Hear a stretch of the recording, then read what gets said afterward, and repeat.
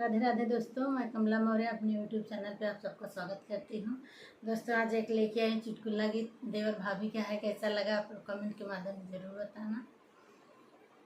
देवर मेरे चुनरी पे चांद छुपा जाए रे, देवर मेरे चुनरी पे चांद छुपा जाए रे, देवर मेरे चुनरी पे चांद छुपा जाए रे। चुनरी पहने मैं बागों में गईली, चुनरी पहने मैं बागों में गईली, मलिया तेरा लड़का बर्बाद हुआ जाए रे, मलिया तेरा लड़का बर्बाद हुआ जाए रे।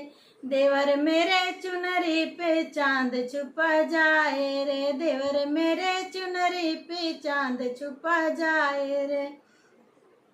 चुनरी पहिरी हमें कुआं पे गईली, चुनरी पहने हमें कुआं पे गईली, महरा तेरा लड़का बर्बाद हुआ जाए रे, महरा तेरा लड़का बर्बाद हुआ जाए रे।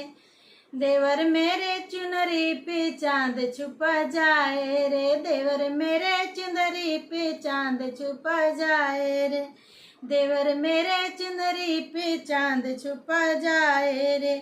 चुनरी पहने हम तालों पे गईले, चुनरी पहन हमें तालों पे गईले, धोबिया तेरा लड़का बर्बाद हुआ जाए रे, धोबिया तेरा लड़का बर्बाद हुआ जाए रे। देवर मेरे चुनरी पे चांद छुपा जाए रे, देवर मेरे चुनरी पे चांद छुपा जाए रे, देवर मेरे चुनरी पे चांद छुपा जाए रे।